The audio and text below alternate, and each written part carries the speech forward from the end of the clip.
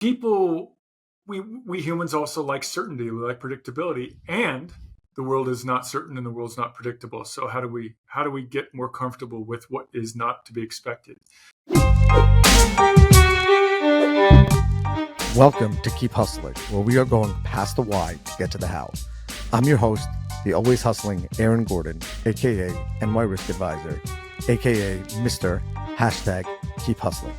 In this podcast, we will be diving deep into the professional and personal successes of our guests to find out how they hustled through the most difficult times in their life and their development to achieve the success they've gotten to today. So buckle up for what hopes to be an amazing ride. And of course, now and always, keep hustling. Welcome to Keep Hustling with my guest, Scott Marshall. Scott, thank you so much for being here. Hey, Aaron, it's a pleasure. Thanks for having me. You know, I have yet to say this on the podcast. I'm over 70 episodes in, but never have I been so upset at myself for meeting a guest via this podcast platform and not via their profession or their claim to fame or the business that they founded, because I feel like I really, really missed out. Anyone who's watching on the banner, and we'll get into this behind you, of Semester at Sea. Although I might have just spent my time seasick, but I feel like I missed out. I missed out on something. So I'm not going to try to relive it now because, 37 with 5 kids, can't go back. But it's really an honor and a pleasure to have you. Aaron, well, let me just tell you, you're and your wife and your 5 kids at some point in time, when the youngest is 5 or better, may choose to be lifelong learners on the voyage, because we do have the option for lifelong learners to go. So just put that in your line of sight. Okay, I was not going to start with this. I didn't know that existed, but tell us more, because I'm guessing our listeners, we should have tell it. What's that? You mean to tell me that a guy with 5 kids can come on Semester C? Yes, they can. Give me the 30-second elevator pitch on that. Very short. You want you and your family to have an experience that will bond you better than anything else, that will create memories that will last their entire lives, beyond the life of their parents. This is the opportunity. Semester C primary market is college students. However, we do bring what we call lifelong learners on the ship. They are generally professionals that take sabbatical or retired. They want an experience unlike any other. They like the learning atmosphere. So they reserve a spot. They get a cabin, or 2 in your case, for sure. You don't want them all in one cabin. You and your wife figure out who's going to attend what class as an audit when you can. Someone's a caretaker. The other one goes to a class in audits. The other is the caretaker and switch off. You go to 10 countries over 105 days. You get to live the college experience, but as adults. I'm not even sure I could keep up, but we digress. That was way before the grace. Okay, so you went from being a college professor, I believe, to coming up with the insanely awesome, nutty. Not my idea. Not your idea. No. I'm crazy, but I'm not that crazy. So how do you go from college professor to Semester at Sea? Take us to that. Take us back. Where did the drive to do crazy things like 10 countries in 105 days? That's not, I don't want to say it's not normal, but I want to say that the average 7, 12-year-old, 20-year-old, when they think about their career, it doesn't have a Semester at Sea flag behind them. Yeah, well, let's hope more and more do. So first of all, the program is older than I am. The program was founded in 1963. I was founded in 1967. So it has a deeper history. Good vintage. Yeah, it's a great vintage. I'm proud of it. I'm not sure if it gets better with age, but it's a good vintage nonetheless. So we go back to 1963. There was definitely some people back there who really had a vision for how to take people to see the world, to understand it more deeply. Really visionaries, because of course, nothing around computers, the internet, there was airplanes traveling, but it was pretty exclusive. So we're going to put some college kids on a ship and we're going to show them cultures around the world. And I haven't come back with a sense of people and the earth that no one else has. And we've lived into that core for over 60 years. We still live to that vision. Now, mine is a bit different story, but in some ways, similarly, just sort of preposterous, I suppose. In my 30s, I got a PhD, went into higher ed, did the professorial track, did publishing, did teaching, did all that, got into administrative roles. But Aaron, maybe you understand this. Sometimes you just have a feeling this isn't quite the right fit. The pace of change wasn't quite matching what I like in terms of a pace of change. The ability to really focus exclusively on student success. It's not that universities don't, but they have many missions, research, and other things. I was compelled all the time around student success. And third, I've been an internationalist almost my entire life. I love seeing the world. I love exploring it. So how did I end up here? I get across a listserv, an email that says there's this faculty position available on this thing called Semester C, which I'd never heard of at the time. This is the summer of 2016. Even though I'd traveled the world, done a lot of stuff, I'd never heard of it. I forward it to my wife. Should I apply? She says yes. I apply. Go fast forward to January of 2017. My wife, 2 boys, and I are boarding a ship in San Diego. We're off for 3.5 months. We have this extraordinary experience. And in October of that same year, 2017, I joined this organization, this very small nonprofit, as a vice president. And in January 20, which we can go into as well, January 20, I become the president. You can imagine what the next 6 months looked like. Yeah, about that. Yeah. Was there a semester? Were you mid-semester? We were. Did you get stuck on the boat? First of all, Aaron, for your audience, not for you, but for your audience, let's call it a ship. A ship. Yeah. Ships carry boats. Ships carry boats. Ships carry boats. Yeah. Oh, got it. My father, should rest in peace, we're heavily involved in the medical professional liability world. And if you wanted to drive him crazy, you would say emergency room, not emergency department. So I feel like I just did that. I feel like I just stepped right into that. So was everyone stuck on the ship? No, I meant was everyone stuck on boats? Like, did you divide them to the little boats that carried the ship? You see what I did there? Yeah, well done. Yeah. Did everyone get like an extra semester because there was lockdown? So I'm going to try to keep this brief because you can imagine what the story in depth is. We did board a full ship in January of 2020. They left out of Ensenada, Mexico. They get to Hawaii for a day. They head to Japan. About that time, we're starting to hear about this pneumonia-like virus in some part of China, but it's spreading. Chinese Ministry of Health declaring some kind of state of concern. So we decide not to go to Shanghai. We'll go to Vietnam. Long story short, that was an extraordinarily different voyage for our voyagers and, of course, for my team and I.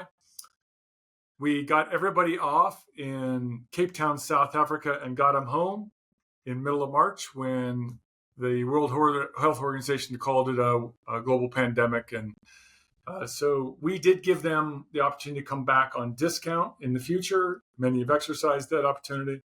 And do you take the whole ship? This is not part of the Keep Positive podcast. I'm just curious.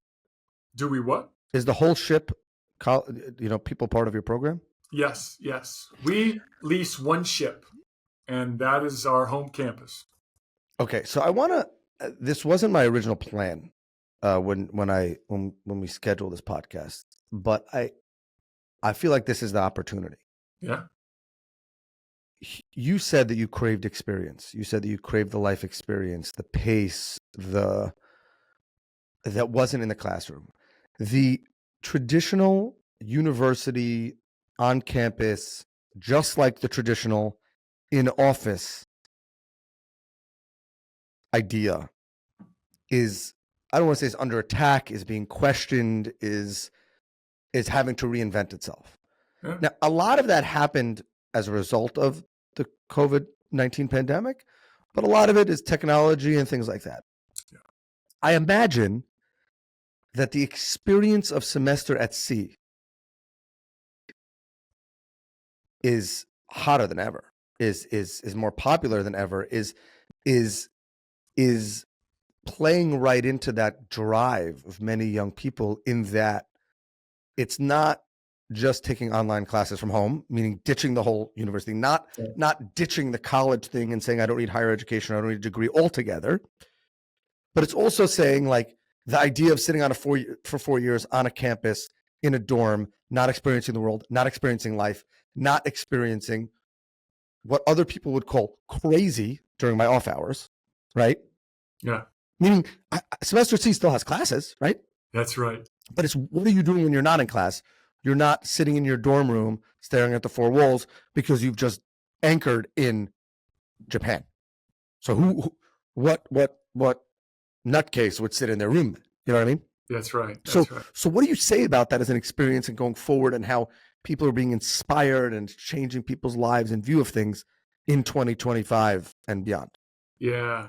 So there's a lot in what you said there, Aaron. I'm going to try to address it the best I can. First of all, the answer is yes and no. Is it hotter than ever? So do people, particularly this younger generation, seek this type of experience? 100%. 100%. The balance on that is there's a sense, particularly if anybody's reading any media, of a lot of insecurity, unpredictability in the world. And so to some degree, either that's some parents or themselves that are feeling like, maybe I'm better off walking from my dorm room to my classroom, to my dorm room to my classroom. So there's a balance, in terms of how people are viewing the world and how they want to live within that world. Now, of course, those who are on that ship, they've got an inner sense of curiosity and at least an ounce of courage, and their lives change in ways that you just can't imagine. They can't imagine. Like, we sell 10 countries, adventure learning and all that, and they don't know to the degree to which that 3.5 months is going to profoundly change their lives. There's just nothing like it, for good reason. There's only one. Do you think that the average young adult, let's take out people who are petrified of the sea, or who don't want it, or have zero interest in travel. Let's take out those types of people. But the average 20-something-year-old, how do you think they can benefit forever? Yeah.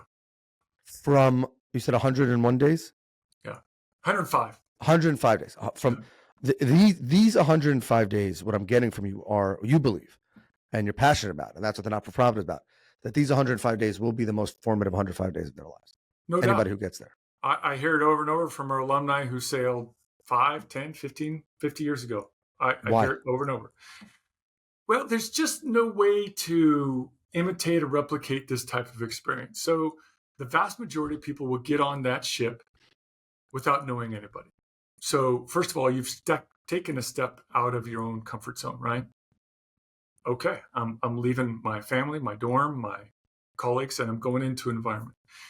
Within a few weeks, you will form bonds that very likely will last your lifetime. Where else does that happen? Second of all, you'll have a community of people who come from across the US and around the world. And you'll be with that community very intensely for that 105 days. Where else does that happen? Third, in today's world in particular, we're so connected. Now, people can stay connected a bit on the ship, but what you'll find, even on the ship right now, as it sails in the Pacific Ocean today, you'll find kids playing card games. They'll play Catan, they'll play Dungeons and Dragons, they'll play nickel poker. How often do you see that these days among the college students? So you form a community that you just cannot replicate. And frankly, it doesn't exist back here. It doesn't happen. And that's the power that cements people's lives in a way that'll last forever. Do you think that people, I assume that you believe, just like it says behind you, that never stop exploring. Yeah. That people should be exploring. And again, if the sea's not for someone, I'm sure that there's, I say And this podcast is about the fact that everybody can define their own hustle. So I would say, speaking to you, I'm guessing you'll say everyone should seek and define and explore their own exploration, for lack of a better term. Do you think that that's something that parents and that educators need to be pushing more and better today? Can we do a better job of it?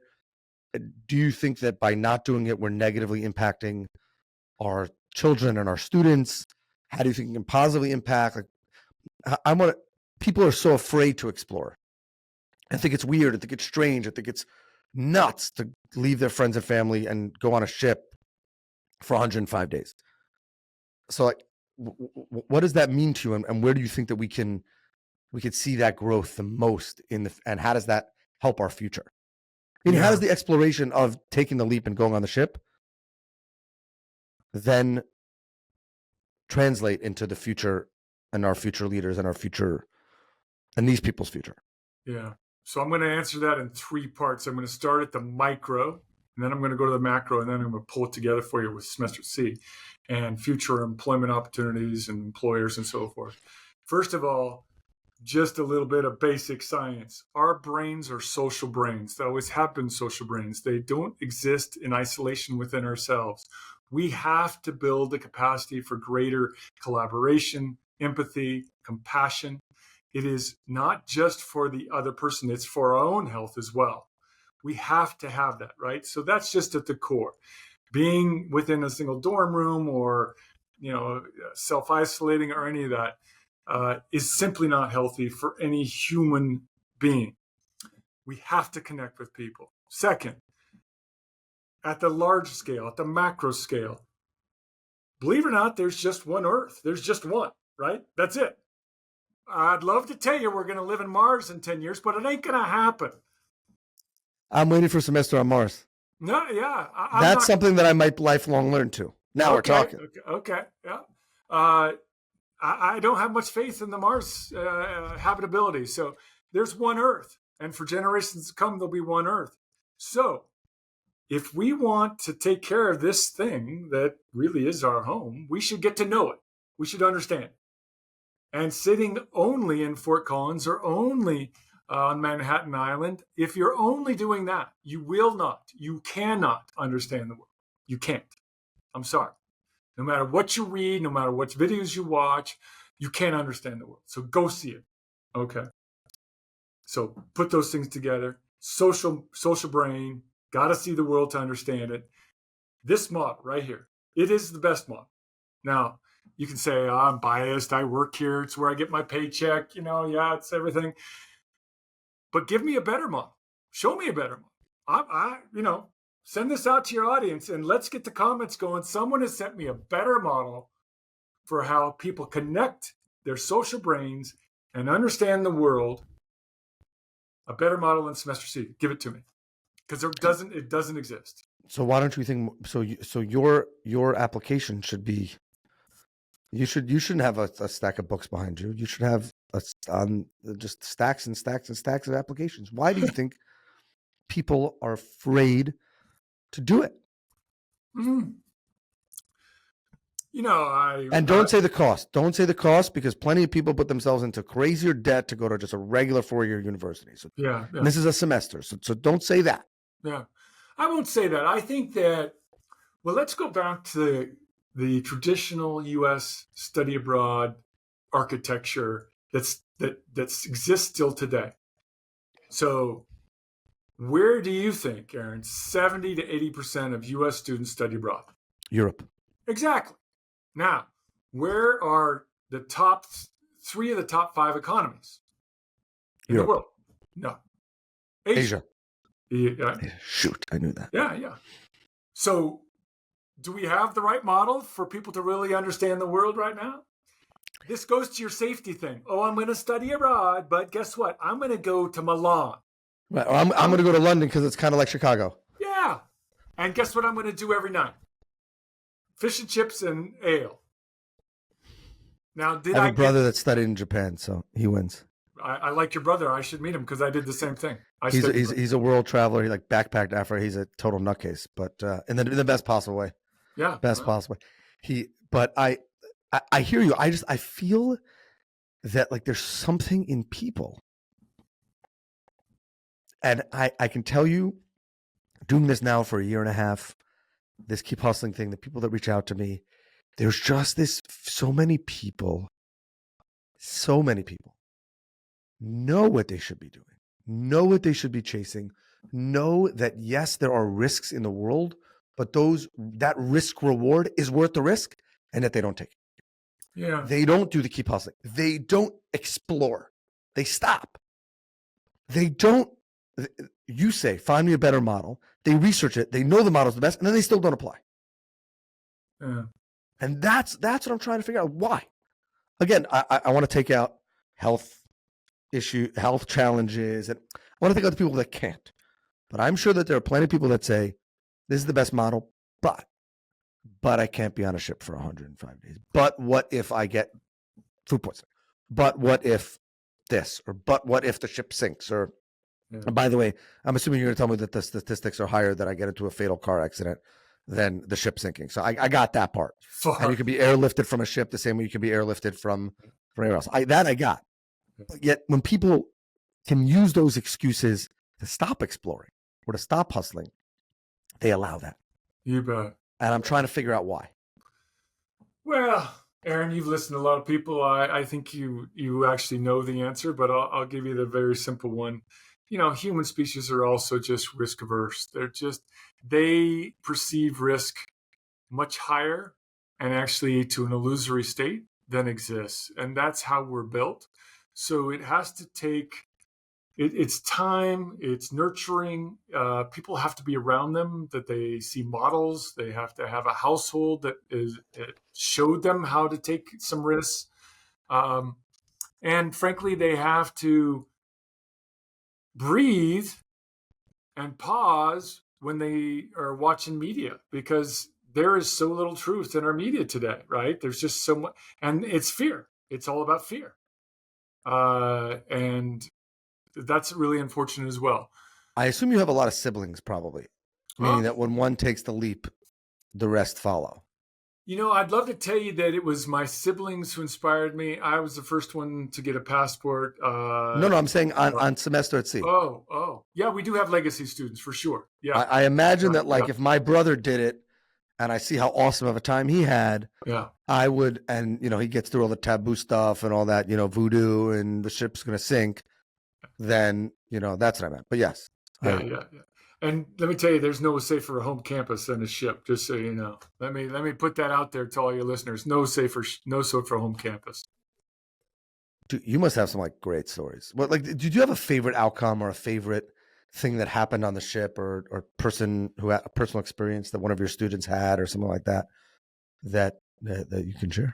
I don't know. There's got to be something crazy. Yeah, there's so many stories. We've had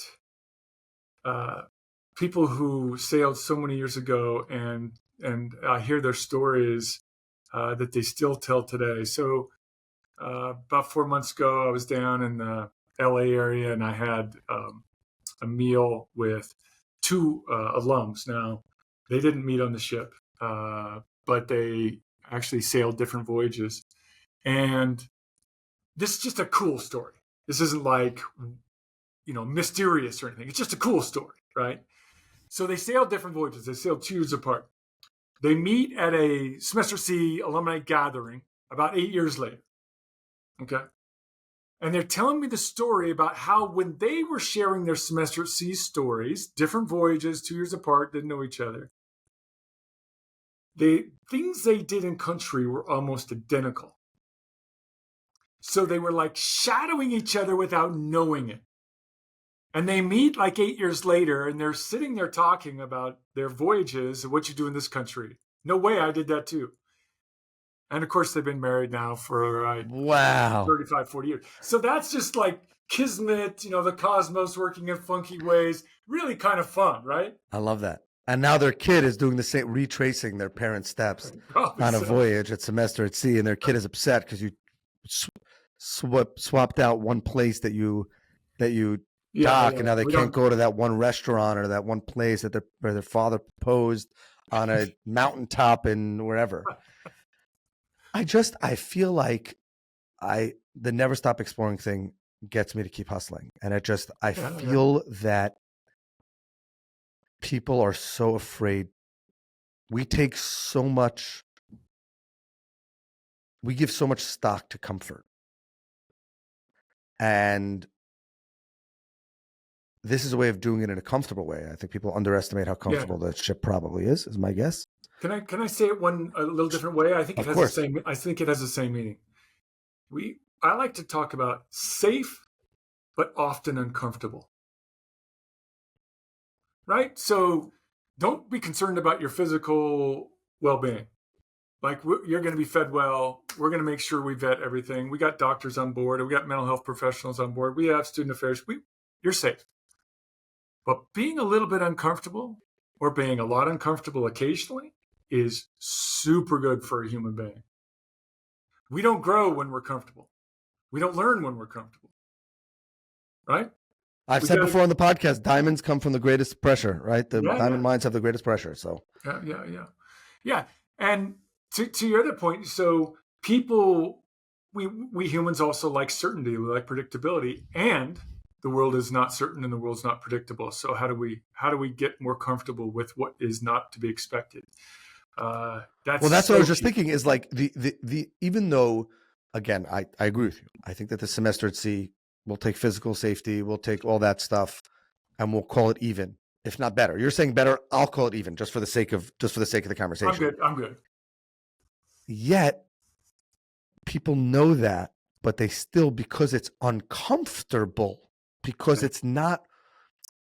It's almost like if you told someone that the stateroom, is that what it's called on a ship? Did I nail that?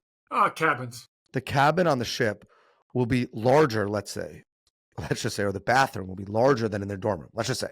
And they'll say, and nicer or newer or whatever. And they'll say, yeah, but it's not as nice as a dorm, because it's on a ship and it's got to be more compact. I'm not going to have room. Let's just say that people will convince themselves of things in order to hide from that exploration. And I think that what you were saying before about the world being uncertain, I think that the most powerful about that is that I would venture to say that whether it's at semester at sea or elsewhere, those people that are willing to get comfortable being uncomfortable.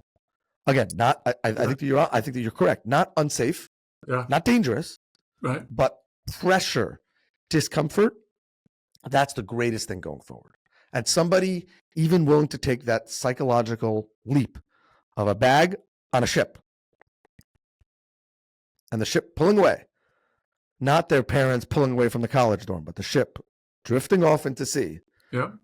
Even though it's safe. But in their mind, they're like, whoa, this is crazy. Like, I'm not going to be at sea. Like, I'm 2 days from now, we're going to be in the middle of the ocean. I feel like that really can positively impact people much more than it will negatively. Yeah. Very positive impact. So I'd love to explore this with you more. I mean, keep hustling, right? Keep hustling. I've listened to a number of your podcasts, quite a few actually. I've really enjoyed it. The way you frame keep hustling for a variety of guests. What I've heard is that it is about taking chances. It's about putting yourself in uncomfortable situations. And I want to give you a couple examples, if you don't mind. First of all, just a personal example. As you noted early in the podcast, I was in academics for a long time, and I wasn't necessarily comfortable there. It was a growing opportunity. I was a full professor. I had tenure. Was part of a good public retirement system. And in leaving that organization, I walked away from guaranteed employment called tenure. I walked away from full professor, which is a point of distinction. I left a great public employees retirement system, and I joined a very small nonprofit that lives or dies on the revenue it generates every year. You're crazy. And I'm not suggesting everybody. I hear that. No, I hear that. Keep hustling like that. And yet you don't regret it for a second. I don't regret it for a second. It was so freeing for me. It's a better fit for me. I'm physically, mentally, spiritually healthier as a result. And I don't look back. It's not a critique of higher ed. It's just a assessment of fit for me. and taking a big chance. The second thing I just want to share with you, some people do call our business model preposterous. And I think they're kind of right. And you've got to keep hustling like crazy to keep this business model alive. It's a small nonprofit, right? 501c3. 90% of our revenue is tuition, room, and board. We run 2 voyages a year in which generate that revenue. Butts and beds is our source of revenue. Now, they're brilliant students. I hate to use that term, but it's kind of colloquial. It's getting people inspired to take that chance you're talking about, to hustle, to take the leap, because there's nothing like it, and it will change your life forever. Love that. I love it. I think there's no better message to end the episode in that. And I think what you're saying, that you believe and I believe that semester at sea is for more people than do it, than actually take it. But everybody has that semester at sea opportunity in their life. Everybody. And that's why I was saying, don't take because it's too expensive. Meaning everybody has their own way of saying, in a, as you said, a safe and healthy way, taking the risk, taking the leap, going outside the traditional comfort zone. And that's where they can see the most success. And that's what we have to inspire people to do, is to never stop exploring and to keep hustling. So I love it. You know what we should do? Hopefully one day when the podcast takes off, I would love to do, this is toying in my head here.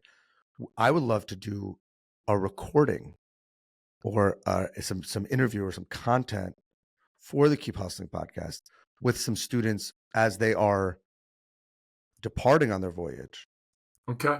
And as they're returning. And I think maybe if it's not for the Keep Hustling podcast, you should totally do that and let them talk about how it changed them, because I believe that those 105 days will be more transformative than the average college semester. I'll send you a follow-up to see how we can make that happen. You're the best. Scott, I really appreciate you being here. As I mentioned, and as our listeners know, we end every episode by asking our guests to leave us with their favorite motivational or inspirational quote. With that, again, I'll say thank you to Scott. Everyone should check out Semester at Sea. Everyone should never stop exploring, and everyone should always keep hustling. And with that, I turn the floor over to you, Scott. I'm just going to choose a phrase from the Desiderata, which actually is fairly long. There's a lot of words in it, but there's near the ending. There's just a phrase that I think helps with dealing with confusion and stress and so forth. It goes something like this. I may not get exactly right, Aaron. Whatever your labors and aspirations, in the noisy confusion of the world, keep peace with your soul. I love that. Keep peace? Keep peace with your soul. Whatever your soul, this is not meant to be a religious thing. This is whatever your soul is, amidst the noise and confusion. I love it. Whatever your labors, keep peace with your soul. And never stop exploring and keep hustling. Never stop exploring. You thought I was going to say something about exploring, but no, I love that. No, I think it all goes together. Yeah, it does. Yeah. Scott, thank you again. This has been another episode of Keep Hustling. Remember, do well by doing good. And of course, and always, keep hustling. All right, hustlers, that brings us to the end of another fantastic episode. Thank you for listening. Be sure to subscribe to our podcast so you never miss an episode. If you have any suggestions, comments, or even just want to say hello, please feel free to reach out to us on all social media platforms. We are Keep Hustling Pod. Until next time, stay curious, stay hungry, and keep hustling.